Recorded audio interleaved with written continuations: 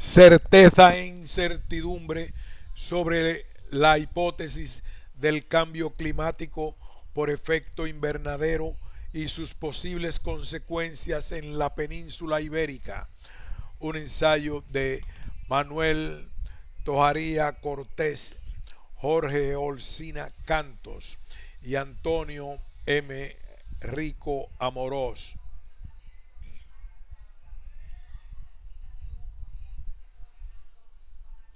Continuación.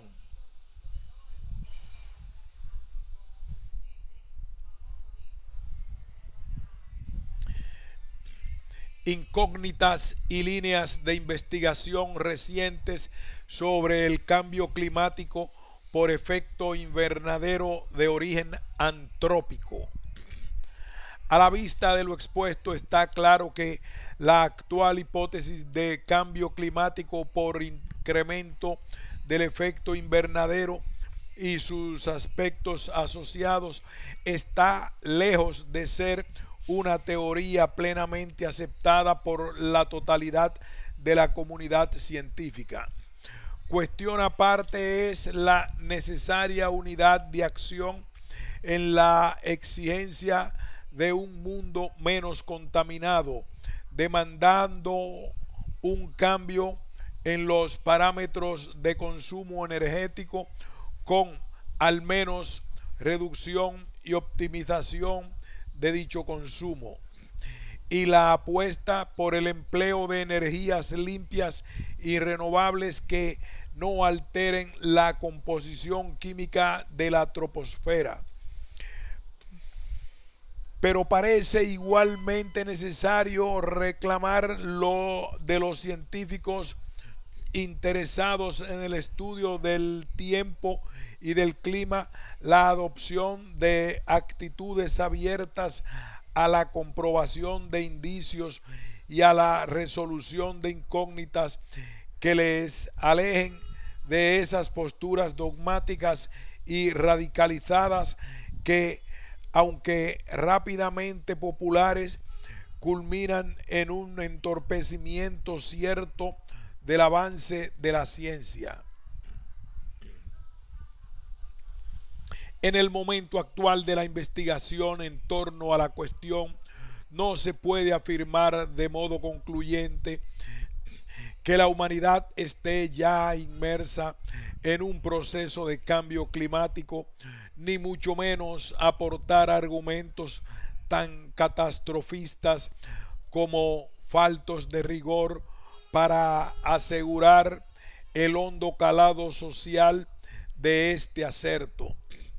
Quedan bastantes incógnitas por resolver y a ello debe dedicar esfuerzos la comunidad científica antes de pronunciarse ex cátedra o antes de permitir por pasiva que otros lo hagan en su lugar.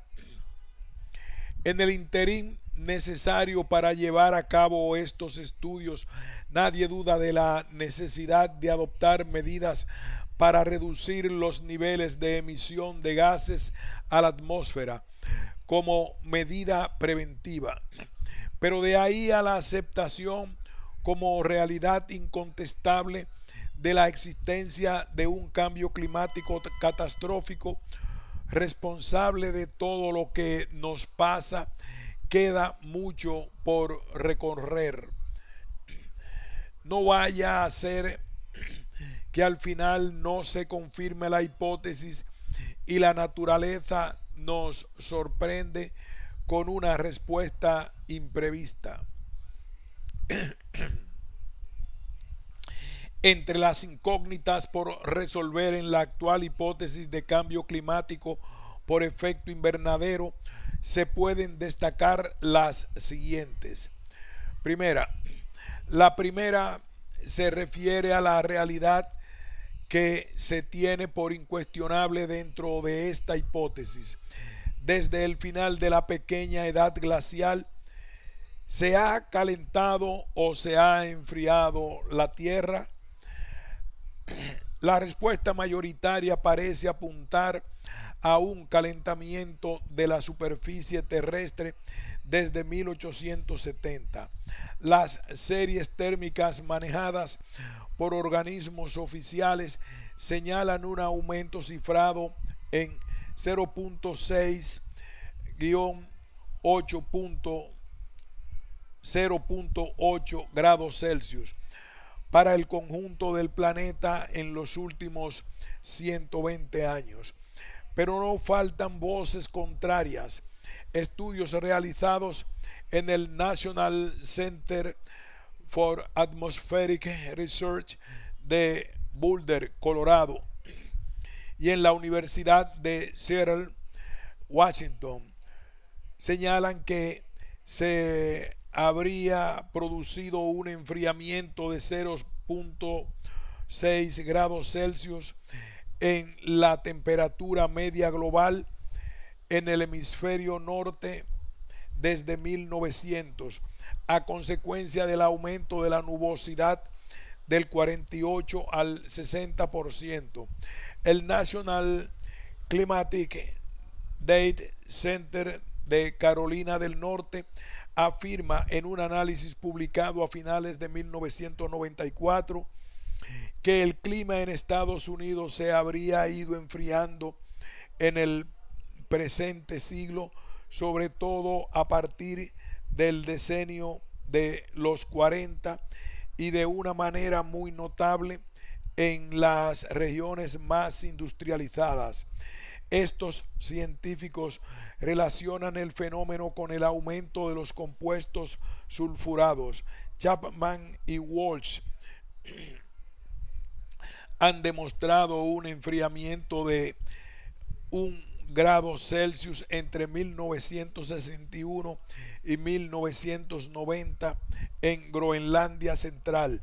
Recientemente, Garnett, Ineson y Adamson, en un trabajo publicado en Weather, noviembre de 1997, han demostrado que la serie de temperaturas de Moorhouse 1931-95, observatorio situado a 560 metros en la cadena de los Peninos en el norte de Inglaterra, no sometido por tanto a efecto urbano, no refleja el incremento térmico de otras estaciones meteorológicas situadas a menor altitud y que son las consideradas en los sucesivos informes del IPC.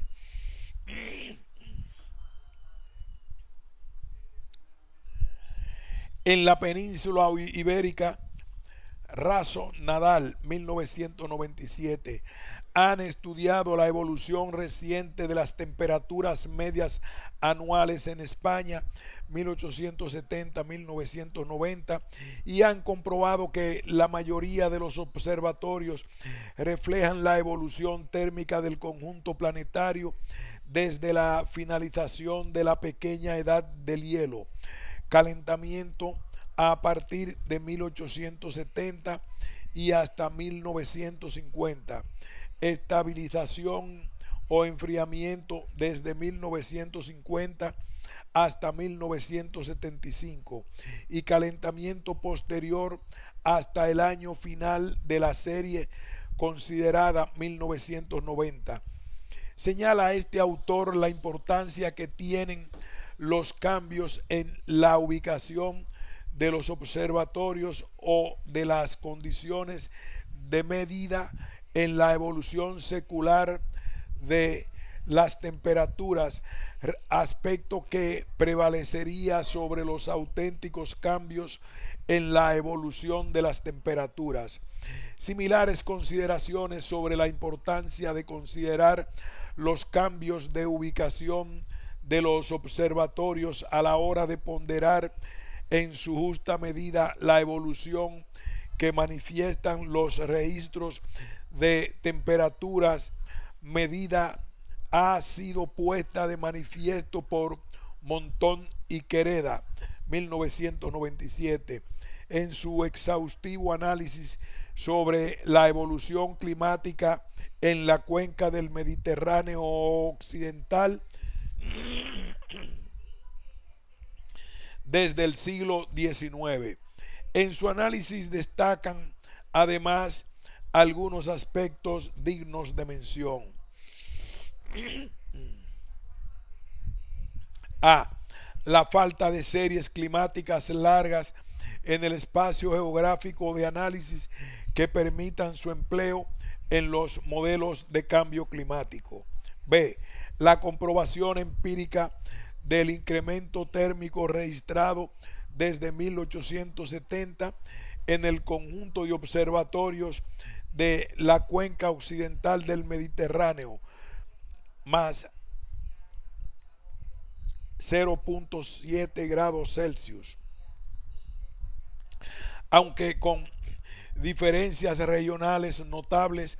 Por ejemplo, esta subida habría sido de solo más 0.29 grados Celsius siglo en el conjunto de los tres observatorios de referencia valencianos, Valencia, Alicante y Castellón, más 0.18 grados Celsius siglo en Palma de Mallorca, más 0.87 grados Celsius siglo en Barcelona, 0.17 grados Celsius siglo en Toulouse,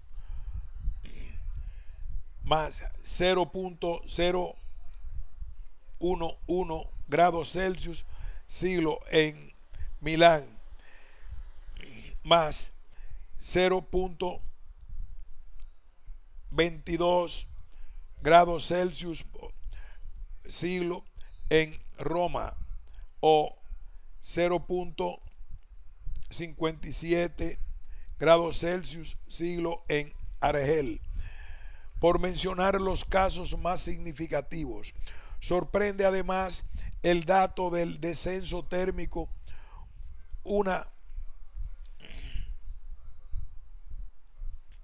comprobado en el observatorio de Orán, tan próximo al Sahara, entre 1878 y 1993, una tendencia de 0.004 grados Celsius por año, es decir, 0.04 grados Celsius por siglo.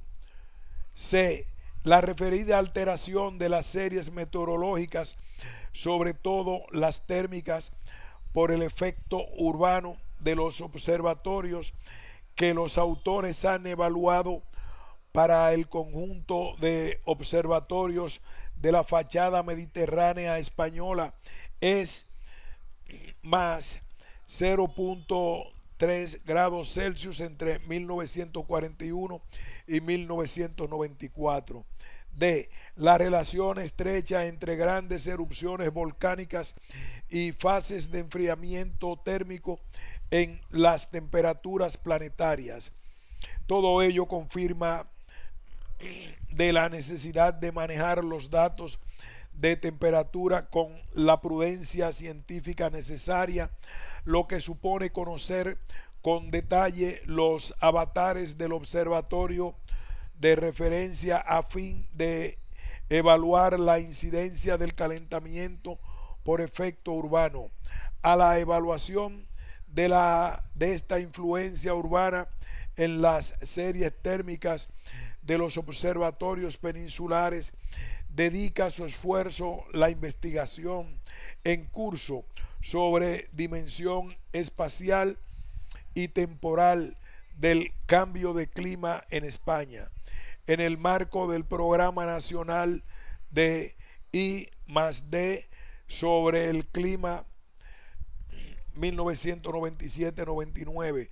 Para ello se han escogido series térmicas de estaciones meteorológicas urbanas y no urbanas, que tras el proceso necesario de homogeneización de series intenta ponderar en su justa medida la importancia del calentamiento global en el conjunto del territorio peninsular.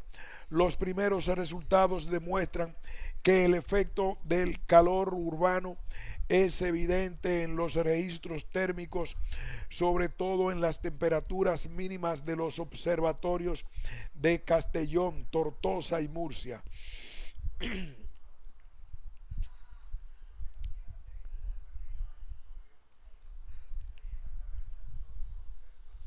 que han experimentado cambios de ubicación, traslado a las afueras de las ciudades en los últimos años.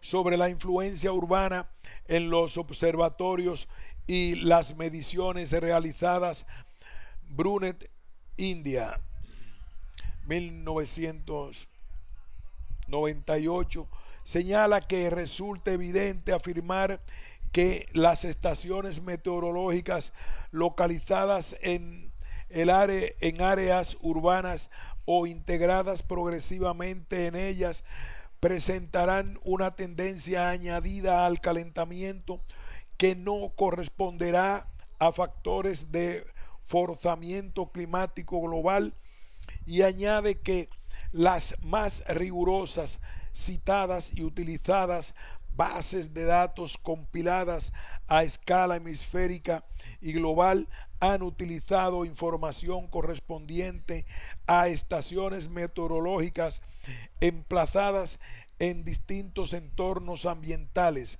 urbanos y no urbanos, con la consiguiente incorporación de series potencialmente contaminadas por efectos urbanos. El sesgo urbano incorporado a las series térmicas reconocido por distintos autores, según recoge Brunet, oscila entre 0.01 grados Celsius y 0.02 grados Celsius al año.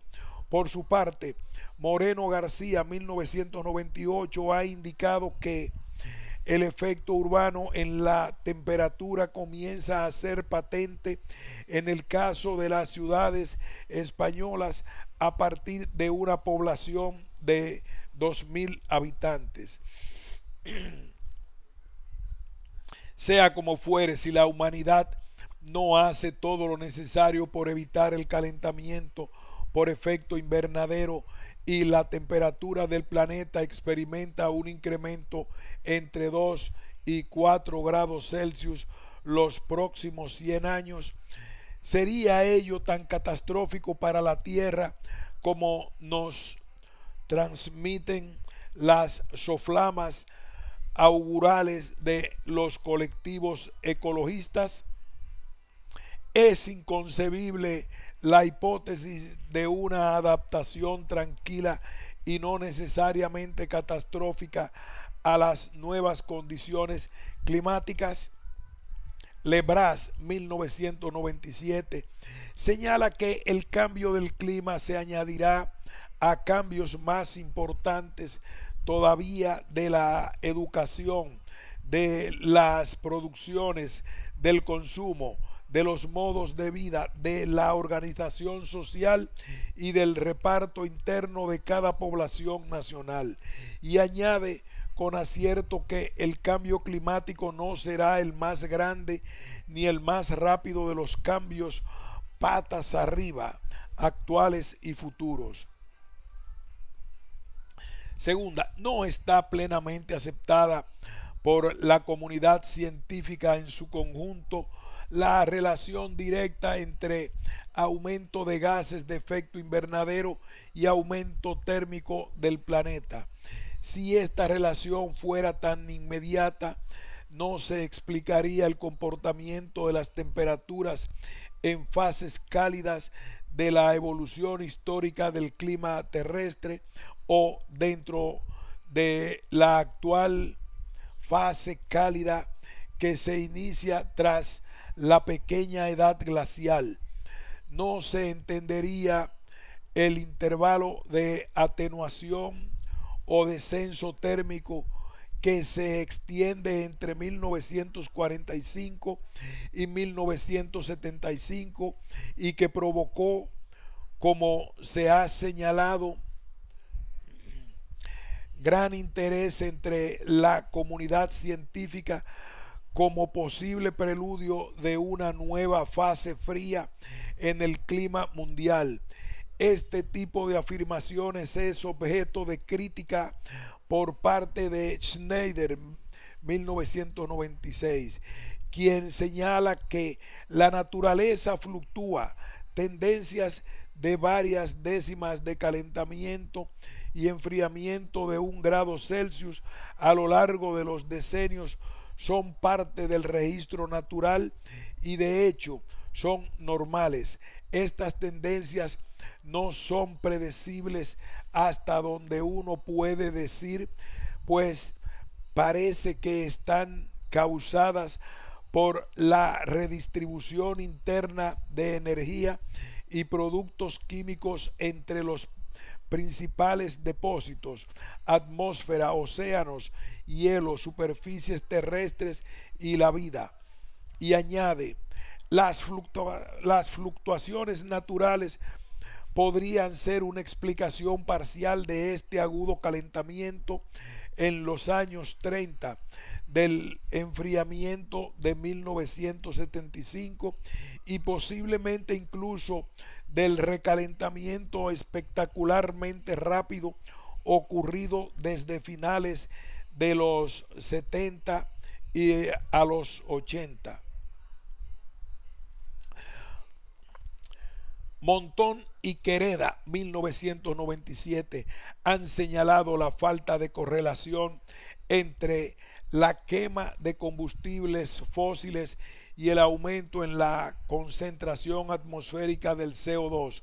Según estos autores, la disminución en el consumo de combustibles fósiles que experimentó el nivel planetario tras la crisis del petróleo de 1973 no se plasma en los valores de concentración de dióxido de carbono en la troposfera, que mantienen su ritmo creciente, y señalan que en el estado actual de conocimientos, la única explicación posible es que la quema de combustibles fósiles tan solo supone una ínfima fracción de la aportación del CO2 a la atmósfera, 2.5%.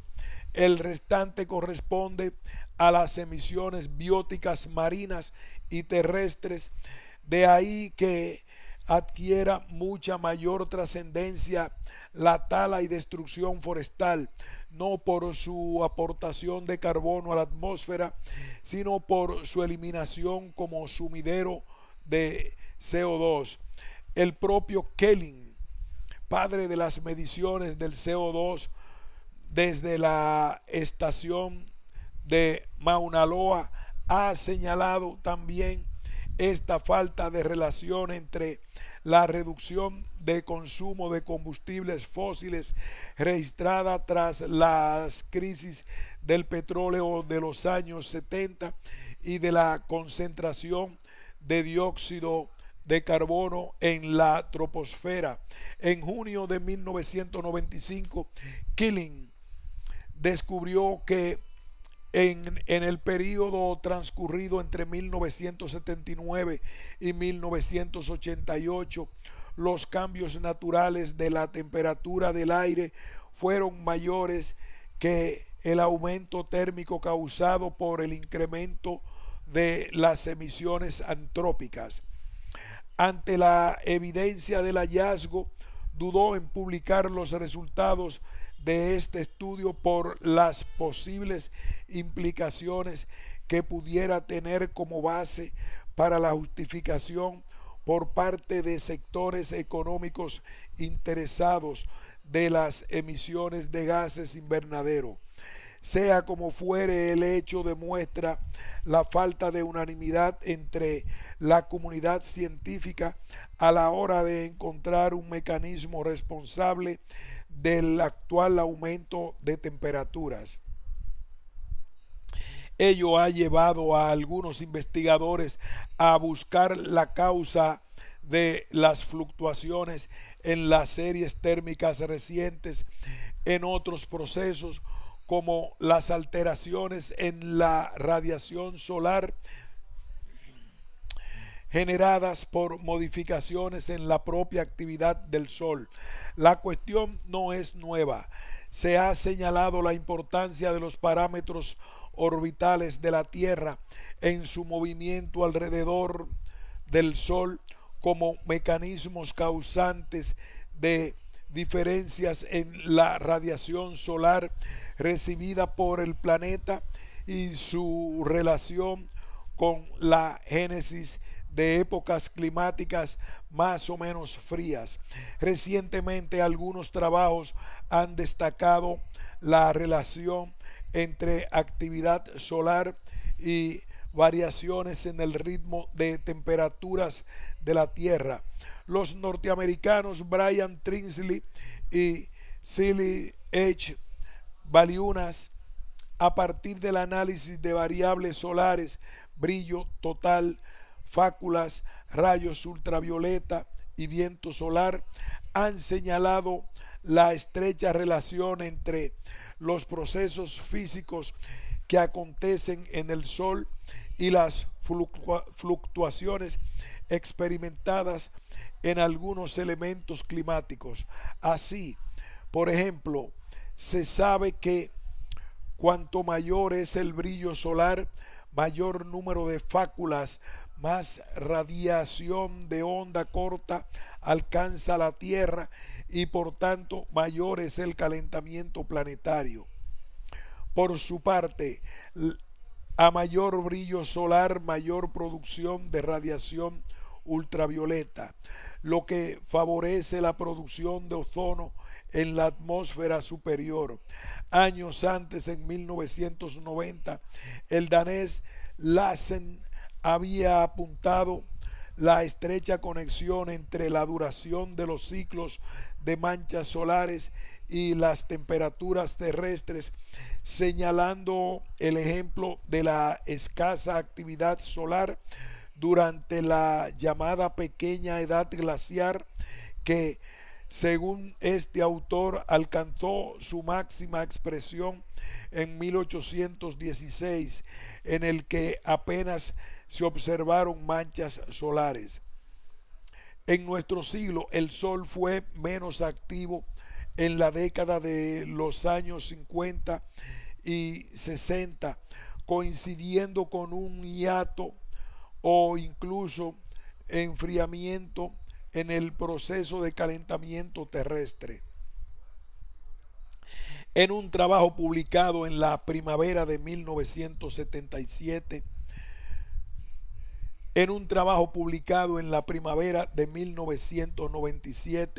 Fritz Christensen y Svensmark afirman que la actividad magnética del Sol es suficiente para explicar el incremento de temperaturas experimentado en la Tierra a lo largo de la última centuria.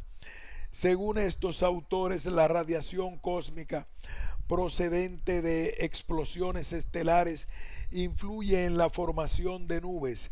Durante un ciclo de manchas solares, la radiación cósmica que alcanza la Tierra varía alrededor de un 20% debido a variaciones en el campo magnético terrestre que actúan como un tipo de escudo protector desviando la radiación cósmica.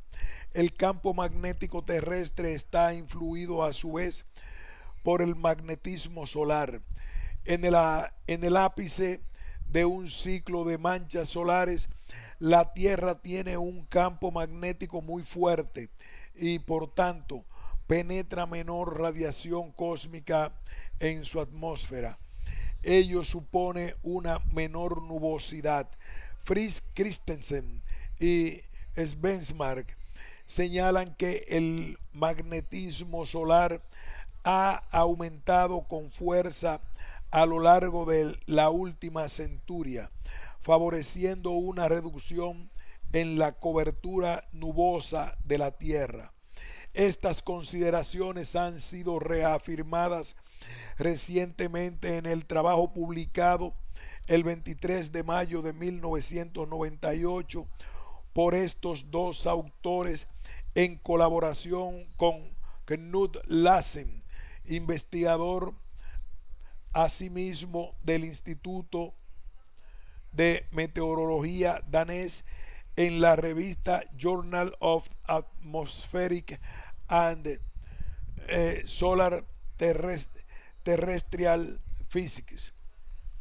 En él se señala que el pico del ciclo de actividad solar registrado a principios de los años 90 es uno de los más importantes desde hace 2 siglos, aspecto a considerar a la hora de valorar en todas sus componentes el incremento térmico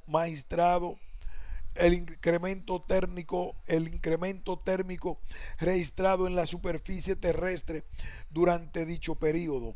El aumento de la radiación solar incidente ha sido, por su parte, cuantificado por R. S. Wilson a partir de los datos suministrados por los satélites Nimbus, Solar Maximum Mission y ERBS. Según el climatólogo estadounidense, entre 1986 y 1996, la radiación solar habría aumentado un 0.036%. De seguir el ritmo de este incremento, la temperatura terrestre podría sufrir una elevación de 0.4 Celsius en la próxima centuria, solo a causa de la actividad solar. Cuestión distinta es evaluar la validez de estos datos, tanto por la calibración de los radiómetros como de la parquedad en serie de años manejada. Para evaluar la intensidad del flujo solar incidente, Grant Rensbeck ha señalado la relación inversa existente entre la actividad solar y la formación de berilio 10 en los cielos polares. La presencia de este elemento sería abundante durante el llamado mínimo de Maunder, que entre 1650 y 1700 dio lugar a una fase fría del clima en Europa.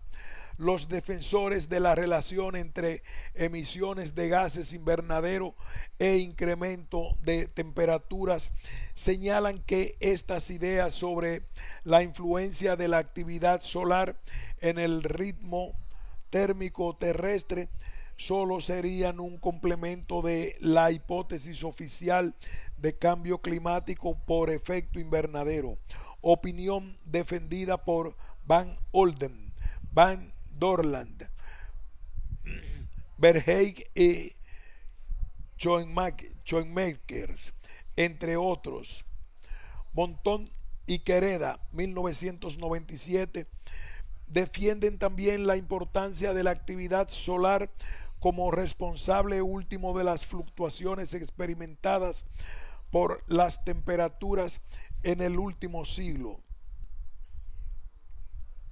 A partir del análisis de series térmicas de observatorios españoles situados en la fachada mediterránea y tras evaluar el efecto del calentamiento urbano experimentado por las estaciones meteorológicas, señalan que si los 0.6 grados Celsius de aumento térmico registrado por término medio en las series estudiadas para el periodo 1941-94 se eliminan 0.3 grados Celsius que serían consecuencia del efecto urbano de los observatorios, los restantes 0.3 grados Celsius encontrarían explicación en la relación entre actividad solar y actividad volcánica. Tercera, Los modelos de cambio climático con que se trabaja en la actualidad, a pesar de su mejora merced al uso de medios informáticos de gran capacidad de proceso de datos, no son ni mucho menos perfectos. Resultan cuestionables en primer lugar por la amplitud de las retículas que manejan, lo que obliga a extrapolaciones estadísticas para cubrir a partir de registros de un observatorio de referencia con serie analítica suficientemente amplia, espacios geográficos con realidades climáticas a menudo muy diferentes. Estas operaciones matemáticas científicamente correctas en teoría imprimen por contra gran artificialidad a los estudios climáticos, máxime si se entiende por clima siguiendo las acertada afirmación del climatólogo francés P. de Laborde: lo percibido invivido por el hombre. Lebras apunta que la amplitud de la malla de los modelos de cambio climático actuales descuida detalles tan importantes como la altitud de las cadenas montañosas, la profundidad de las fosas oceánicas, la altura de las nubes o la superficie de contacto de los océanos, y junto a ello la propia definición de variables a incluir en los modelos. Los modelos de cambio climático siguen sin tener una idea clara de la cantidad global de carbono presente en la atmósfera, es decir, del balance de fuentes y sumideros del CO2, así como de otras formas de carbono, como tejidos de plantas y animales. Aún no se puede determinar con exactitud la cantidad de carbono que liberan determinadas fuentes.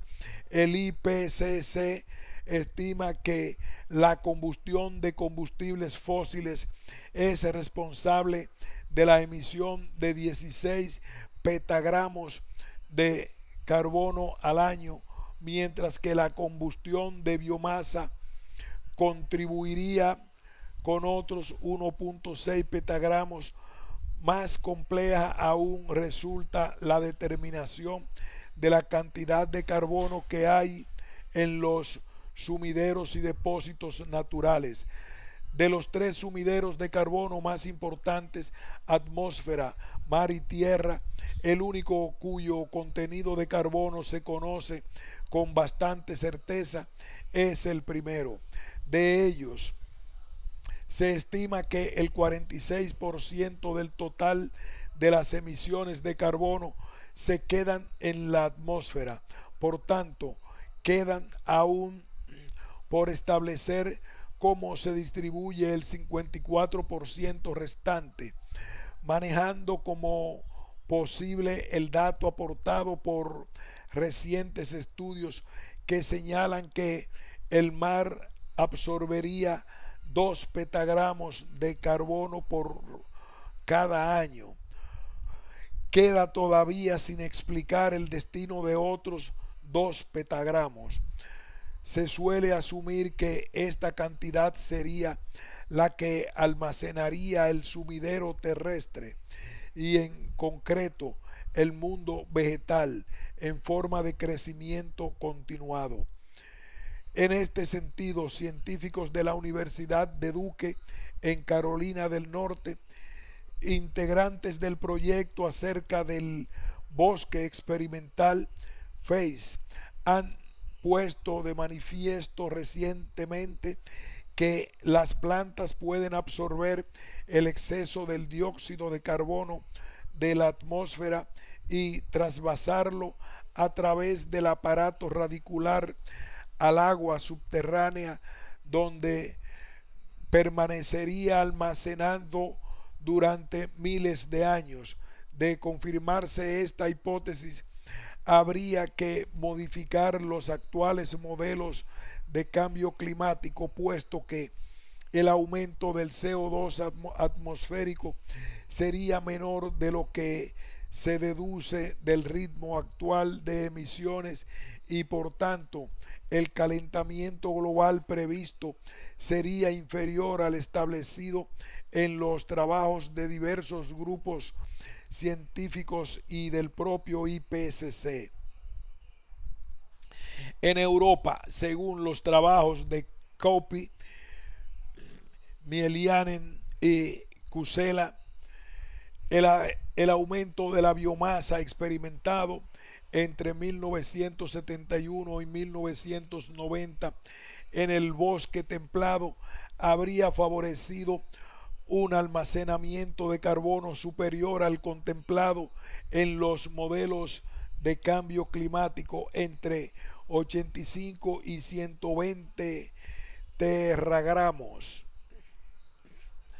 millones de toneladas al año en el periodo citado. Si esto ocurriese en otros bosques templados del planeta, podría identificarse al menos parte de la cantidad de carbono almacenada en el sumidero terrestre. No obstante, estas mejoras, los modelos de cambio climático adolecen de imperfecciones en el análisis de ciertos aspectos básicos de la circulación atmosférica planetaria. La fuente más importante de incertidumbre es el comportamiento de la nubosidad frente al supuesto cambio climático. Las nubes son piezas básicas en la regulación del balance de radiación energética. El calentamiento global podría afectar a la cantidad de nubosidad, a su localización, a su altitud y a las propiedades reflectantes de los distintos géneros de nubes. Los movimientos del mar son otra incógnita en los modelos climáticos. No cuantifican el movimiento de las corrientes profundas ni la difusión del calor desde la superficie del mar. No se sabe con certeza cuál es la capacidad de los océanos como sumideros del CO2. Poco conocidas son aún las reacciones y contrarreacciones químicas de gases invernadero tan importantes como el metano y el ozono troposférico. Por ejemplo, el dióxido de nitrógeno y el hidrocarburo no quemado procedente de los tubos de escape se combinan para formar ozono, que a su vez genera reacciones químicas que destruyen el metano. Y una última incógnita la constituye la reacción de la biosfera misma ante un incremento del efecto invernadero. En suma, los modelos climáticos más actualizados, tras introducir los últimos descubrimientos sobre enfriamiento de la estratosfera y los efectos de sombra de los aerosoles de sulfatos, hablan de un calentamiento de 2.3 grados Celsius en la superficie terrestre para una duplicación del nivel actual de CO2. Lejos quedan intervalos de incremento tan poco precisos como el establecido en 1985 en la conferencia de Villach entre 1 y 4.5 grados Celsius o los 2.5 grados Celsius de incremento previstos en la revisión del IPCC realizada en 1995. En efecto, el tratamiento de los aerosoles es básico para el perfeccionamiento de los modelos de cambio climático, dado el poder refrigerante. A su estudio dedican esfuerzos los experimentos de ACE, experimento de caracterización de aerosoles, del que se han realizado ya dos campañas, verano de 1996 y de 1997, a fin de poder calibrar mejor los modelos de calentamiento del clima actuales. Cuarta, la dinámica de los océanos sigue siendo una gran desconocida en los estudios del clima, tanto en su papel ya señalado de sumidero de dióxido de carbono como en la respuesta de la circulación de corrientes oceánicas ante un posible aumento térmico provocado por las emisiones antrópicas de gases. En este sentido, Jean-Claude Duplessis y en 1997 ha destacado la importancia del comportamiento oceánico en las variaciones que experimenta a corto y mediano plazo el clima terrestre. El ejemplo más significativo de ello son las relaciones entre temperaturas marinas y campos de presión en superficie, conocidas desde comienzos del siglo como oscilaciones, y cuyo máximo exponente sería el fenómeno ENSO del Pacífico, el famoso Niño.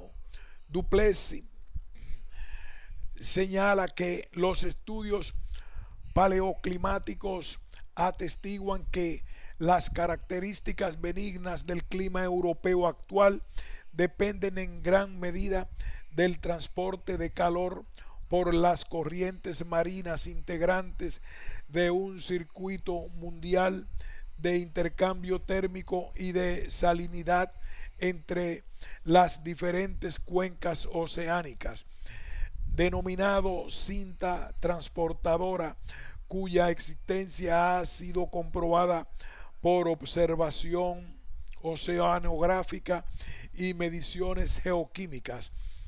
El investigador francés otorga protagonismo de primer orden a las variaciones en la aportación de agua dulce al Atlántico Norte como motor de esta cinta transportadora transoceánica. Para Duplessis, la incorporación de la dinámica oceánica en los recientes modelos de circulación atmosférica planetaria elaborados por el Geographical Fluid Dynamics Laboratory de la Universidad de Princeton para indagar la evolución futura del sistema climático terrestre, muestra que una duplicación del contenido de CO2 en la troposfera provocaría el frenado en la circulación oceánica, motivado por las aportaciones de agua dulce al Atlántico Norte por el deshielo debido al progresivo aumento térmico. Según Duplessis, esta desaceleración en la circulación oceánica se saldría en un primer momento con un descenso de temperaturas en Europa Occidental. En relación con ello, pone el ejemplo del episodio de Dryas reciente, acaecido hace 11.000 años, cuando una inyección masiva de hielo desde el océano glacial ártico habría desestabilizado el clima del hemisferio norte, originando un periodo frío intenso. El investigador francés destaca asimismo el ejemplo de mucho más reciente del episodio frío en el hemisferio norte entre 1965 y 1976, que supuso un hiato en la tendencia de aumento térmico del siglo actual. Según Duplessis, esta crisis climática habría estado asociada a un aumento de lluvias y nevadas en Norteamérica entre 1964 y 1966, seguido de una producción masiva de hielo en el océano glacial ártico. Este hielo expulsado al mar de Groenlandia originó una disminución de la salinidad al fundirse en verano. Esta variación, denominada gran anomalía de salinidad, afectó al Atlántico Norte hasta 1980 y causó una desaceleración en el circuito oceánico, provocando una disminución de temperaturas en el hemisferio septentrional. Similares consideraciones han sido apuntadas por Wallace Broecker del Observatorio de la Tierra Lemon Doherty, quien, a partir del análisis de los cielos de Groenlandia, señala que cada periodo de temperaturas bajas ha estado marcado por la irrupción de grandes armadas de icebergs en el Atlántico Norte y un incremento de polvo en la atmósfera, lo que ocasiona un pronunciado cambio en los patrones característicos de los vientos planetarios. Según Broecker, las tierras húmedas de los trópicos y los glaciares de Chile y Nueva Zelanda expandieron o redujeron su extensión en clara sincronía con los cambios registrados en el Atlántico Norte. Quinta, ¿habrían cambiado ya las zonas climáticas del planeta? De ser afirmativa, la respuesta sí que se podría hablar de un verdadero cambio climático. Sin embargo, en el nivel actual de conocimientos, la comunidad científica no encuentra indicios razonables en este asunto.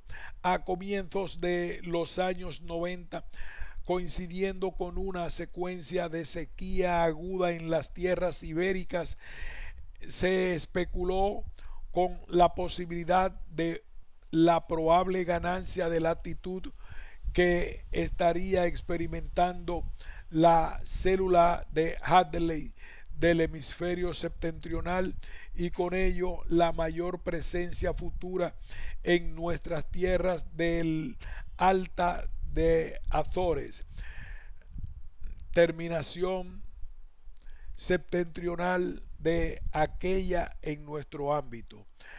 La secuencia lluviosa de 1995-97 ha devuelto a la realidad una cuestión de falta de análisis con series sinópticas históricas. En este sentido, el estudio de Quereda, Olcina y Montón 1996 sobre el incremento de las llamadas lluvias de barro observado en los primeros años del decenio de los 90 en observatorios de la fachada mediterránea española, apuntó asimismo a dichos fenómenos como un probable indicio de la ganancia latitudinal de la célula de Hadley septentrional, que confirmaría el aumento de influencias subtropicales en latitudes medias. No obstante, es una cuestión cuya necesaria revisión histórica tropieza con la seria dificultad de la carencia de anotaciones meteorológicas sistemáticas sobre este peculiar hidrometeoro. Sexto, ¿cómo pueden verse afectados los climas de la península ibérica ante un hipotético cambio climático por efecto invernadero? La respuesta no es única ni sencilla, a pesar de los mensajes catastrofistas difundidos en los últimos años.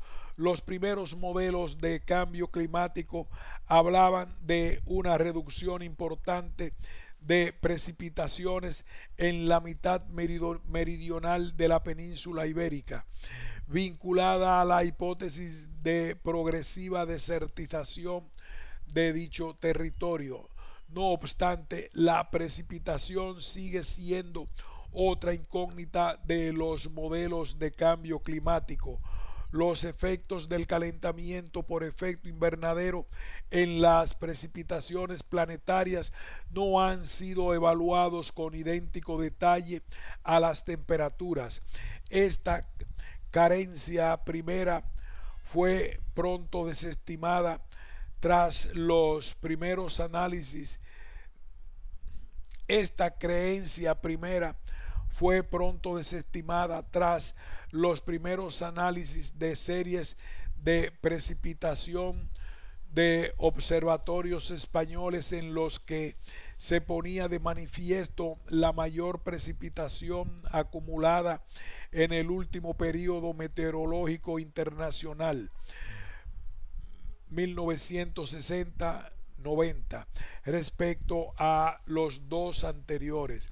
Fernández y García 1994 ha comprobado este hecho para las estaciones meteorológicas de La Coruña, Burgos, Madrid, Valencia y Sevilla, y señala que los totales anuales han aumentado desde principios de siglo y que los mayores incrementos se han producido entre la primera y tercera treintena del siglo. Olcina y Rico han analizado las precipitaciones registradas en el Observatorio de Alicante desde 1900 a 1990, comprobando el aumento significativo apreciado en la segunda mitad del siglo respecto a la primera de 15.000 milímetros acumulado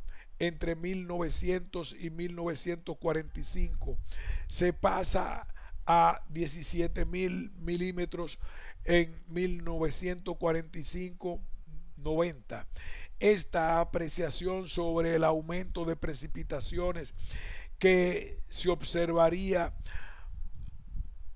que habría producido con el avance del presente siglo ha sido demostrado asimismo por Anthony del Genio, que ha comprobado en una reciente investigación llevada a cabo en el Instituto de Estudios Espaciales Goddard de la NASA, que las lluvias sobre la superficie terrestre se habrían incrementado un 2% por decenio desde los inicios del siglo XX.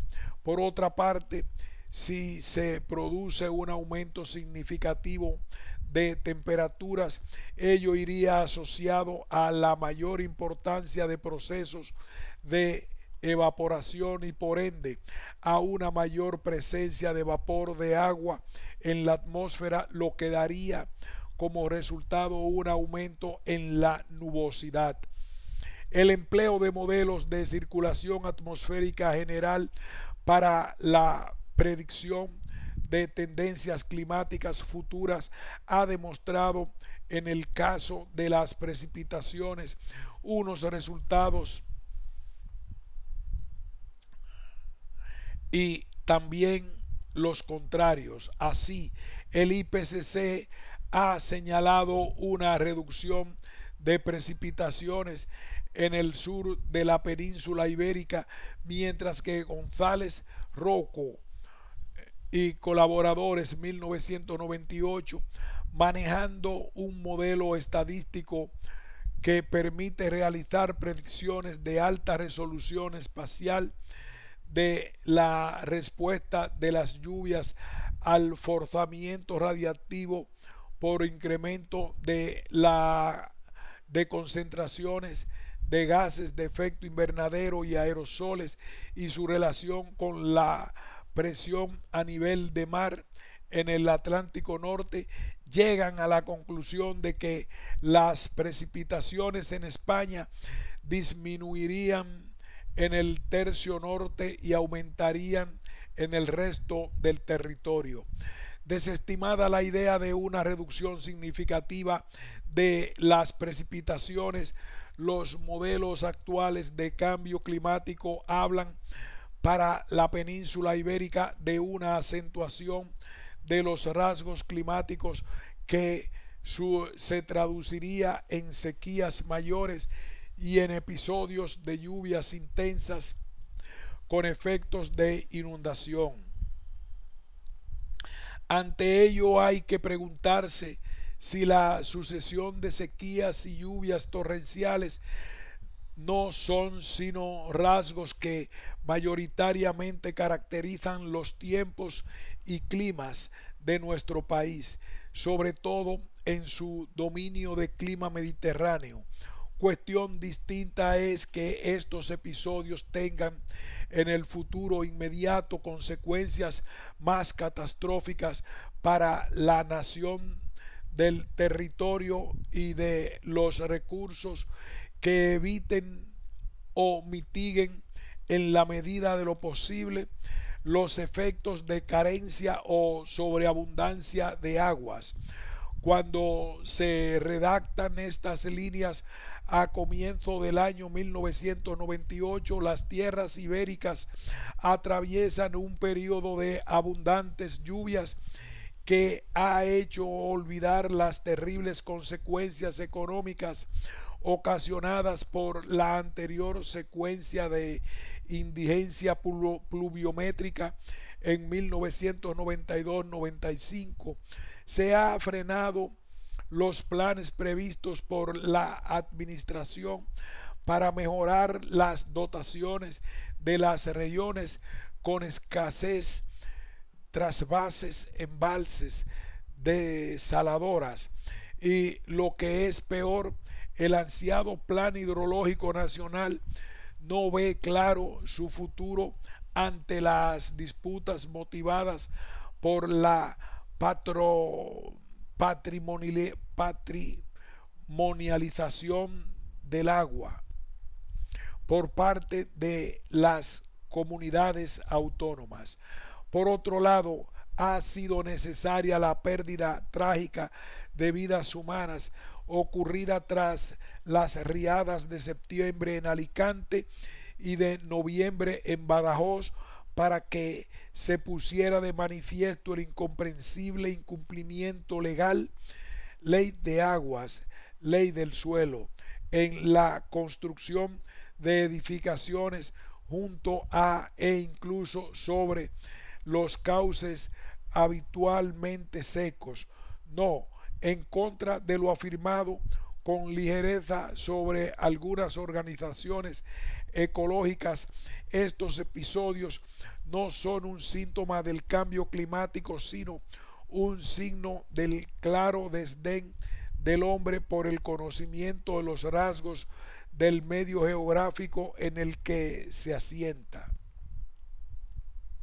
Es necesario promover la investigación de los climas del pasado a fin de situar los procesos actuales en un contexto adecuado de fluctuaciones experimentadas por el clima terrestre en épocas anteriores. Sirva como ejemplo el exhaustivo estudio de episodios atmosféricos extraordinarios en época histórica que está realizando el grupo de climatología de la Universidad de Barcelona a partir de la consulta de fuentes documentales, tarea básica para el conocimiento del clima y sus variaciones temporales. Reflexión final: el cambio climático versus riesgos climáticos. Frente a los supuestos cambios climáticos, es decir, frente a lo que nos dicen que habrá, está la realidad de unos episodios atmosféricos que componen el catálogo de riesgos climáticos del planeta y que vienen causando graves perjuicios económicos y aún peor pérdidas humanas.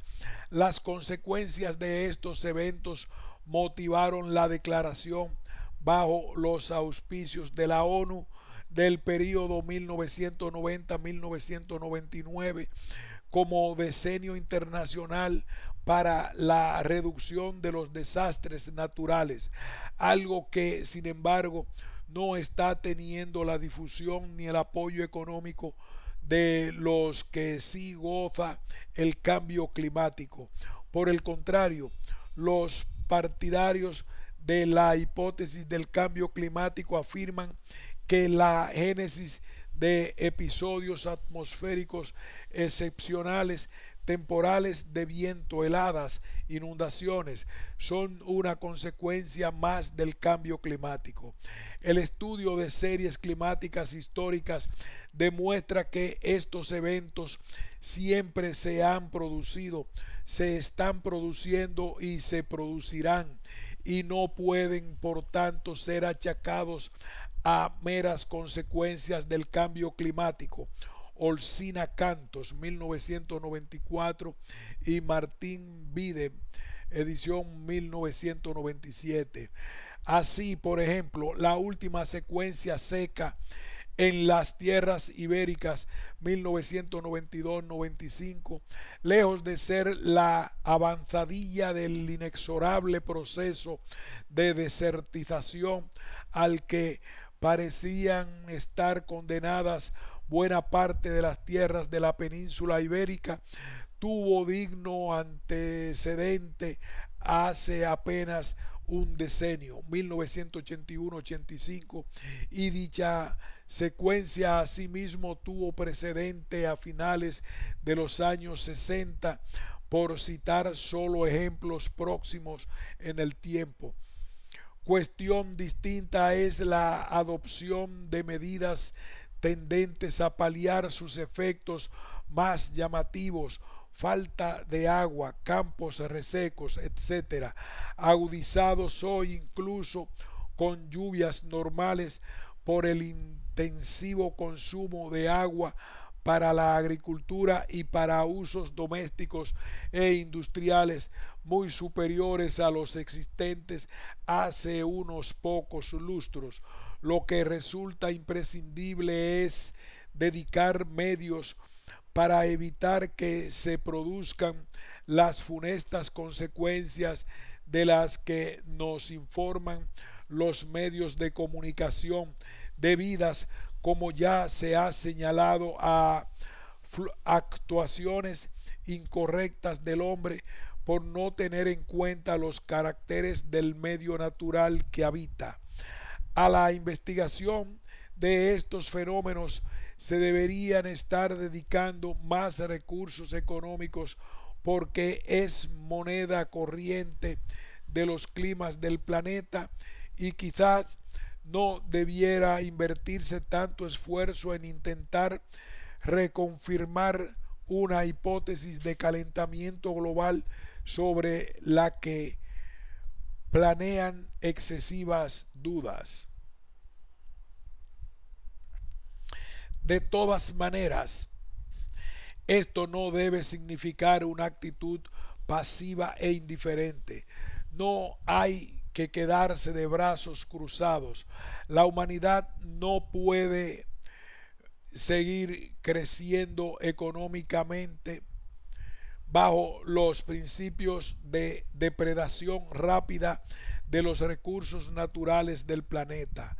El único aspecto positivo de la difusión exagerada que se ha hecho del cambio climático quizá sea la llamada a la reflexión de los dirigentes mundiales para que se replanteen las bases del desarrollo económico global. En este sentido, el empleo en un primer momento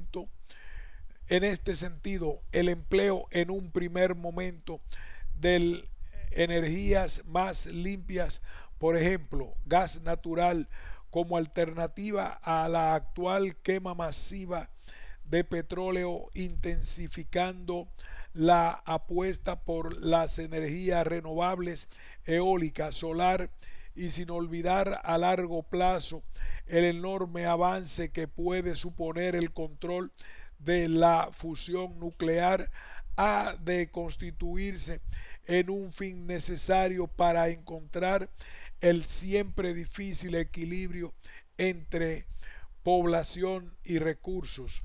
Esta respuesta energética, junto a la implantación de duros castigos por parte de los gobiernos en el control de emisiones de CO2, aunque es realmente posible dicho control, la mejora de la eficiencia energética y de forma destacada el estudio sosegado pero firme de los procesos atmosféricos del planeta, contemplan la serie de medidas a tomar para mantener en el futuro la habitabilidad de nuestro planeta y conocer mejor sus respuestas ante la acción del hombre.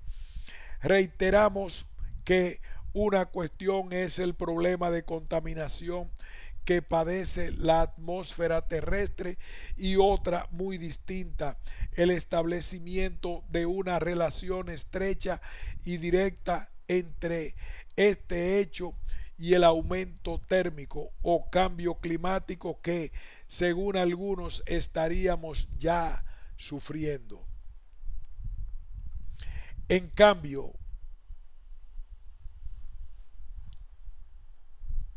el cambio climático actual encierra incógnitas que es preciso desvelar para poder avanzar en el estudio del sistema climático terrestre, evitando caer en dogmatismo catastrofistas que obstaculicen la elaboración de investigaciones serias sobre la cuestión de tanta importancia para el futuro de nuestro planeta.